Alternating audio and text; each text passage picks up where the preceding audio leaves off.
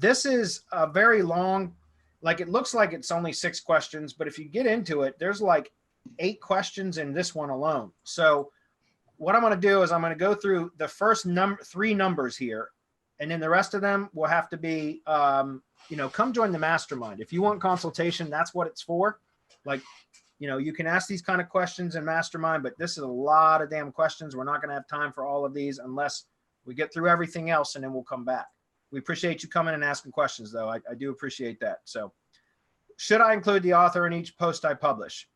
You can. It's not necessary. My blogger, I tend to have her do it because she's a prolific blogger who's been blogging for years for me now. So she's got quite the author status. But, you know, that's not necessary.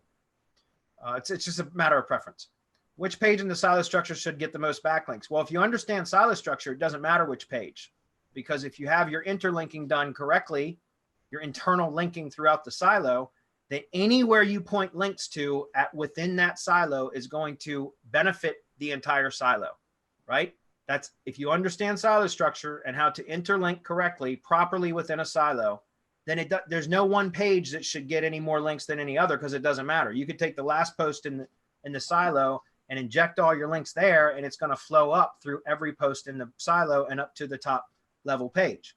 So, you know, it really doesn't, it's not important as to which page gets the most links if you've got your silo structure and internal linking done properly. Okay? I can tell him which page gets the most links. None of the pages on your website should get links. None, absolutely none. You should not be link building to your money site. That's what your SEO Shield is for.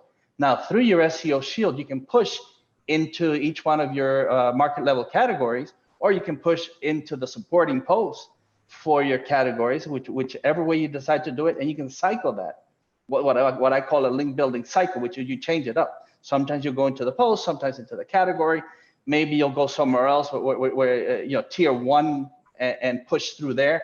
But everything should take place through that Drive Stack and G site, and maybe even tier 1 branded because they can handle it. But if you get caught link building to your website, a lot of bad things can happen.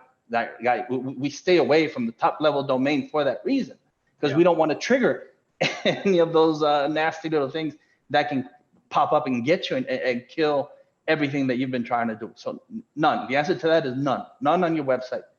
Learn how to cycle your link building through the SEO Shield, how to add depth and breadth to that Drive Stack and G site, and you're going to get much better results with protection to boot.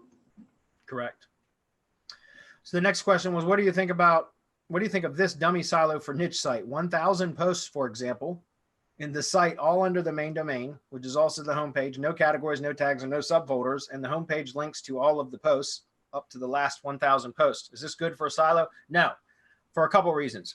The number one is, well, if you were linking from the homepage to all 1,000 posts, first of all, that would be one hell of a menu or one hell of a link list.